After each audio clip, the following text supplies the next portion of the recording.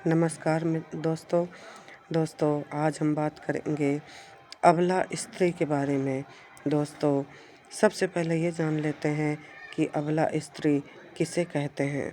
दोस्तों, जब कोई भी कन्या छोटी होती है तो उसका पालन करता उसका पिता होता है, और उसके बाद उसका पालन करता उसका भाई होता है, और जब विवाह हो जाता है तो विवाह के बाद उस लड़की का पालन करता उसका पति होता है।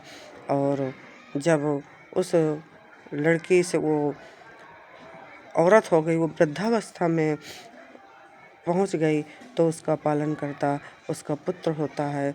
तो दोस्तों, जिस किसी के भी पिता, भाई, पति और पुत्र हैं तो उसे अबला नहीं कह सकते। वैसे तो आजकल अब अबला औरतों की परिभाषा ही बदल गई है, क्योंकि अबला से अब तो नारियां बहुत ज़्यादा सबला हो गई हैं।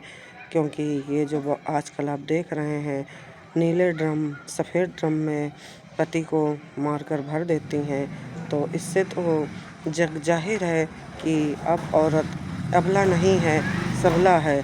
लेकिन दोस्तों, अब क्या कहें इस समाज को कि जब लड़कियां बर्बादी की ओर होती हैं तो उनके माँ बाप को समझ में नहीं आता, और जब तक में वो समझते हैं बहुत देर हो चुकी होती है। और कई बॉयफ्रेंड रखती हैं अपने शौक़ पूरे करने के लिए, क्योंकि माता पिता किसी के भी हों, वो तो बात सब पर लागू है, हमारे ऊपर लागू है, आपके ऊपर लागू है। क्योंकि माँ बाप सिर्फ ज़रूरतें पूरी कर सकते हैं, शौक़ तो अपनी कमाई से अपने स्वयं निर्भर होकर पूरे किए जा सकते हैं।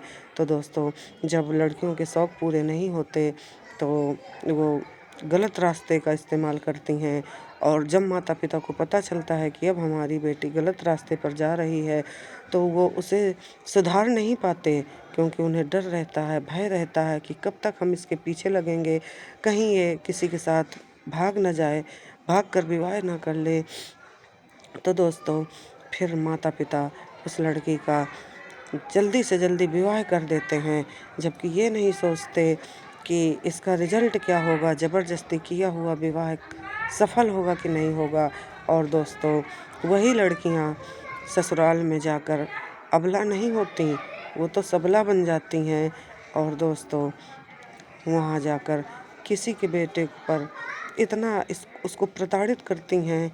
और अब तो समाज में जो हो रहा है वो सब आपके सामने है, किसी से छिपा नहीं है।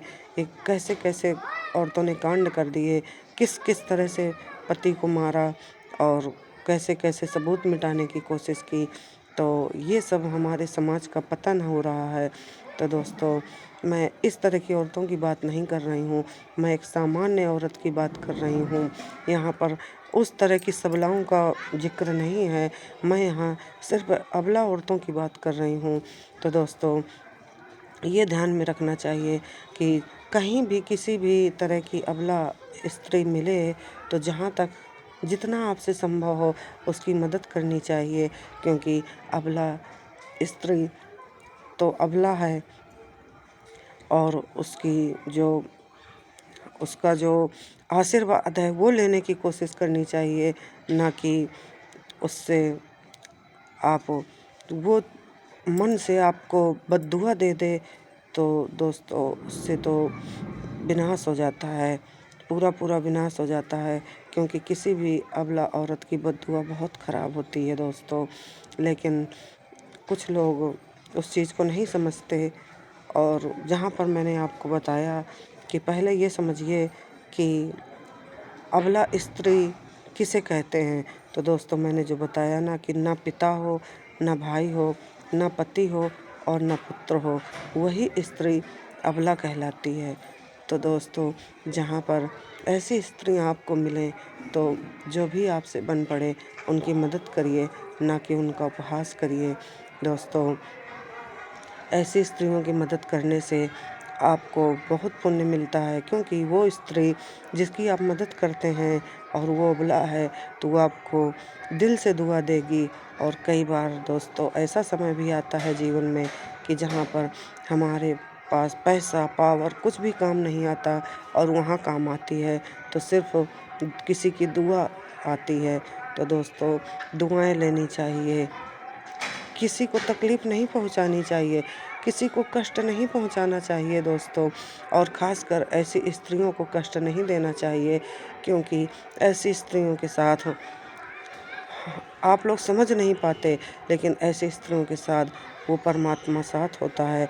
क्योंकि जिसने इस संसार में मुंह पेट लगा कर भेजा है, वो हर तरह से वो दूर से देखता है ईश्वर।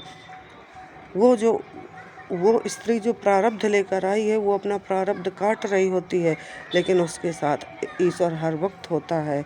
और जहाँ पर उस स्त्री को कष्ट पहुँचाया जाता है और वो स्त्री दिल से बद्दुआ देती है, तो दोस्तों मैंने बहुत जगह देखा है कि पूरा परिवार विनाश हो जाता है।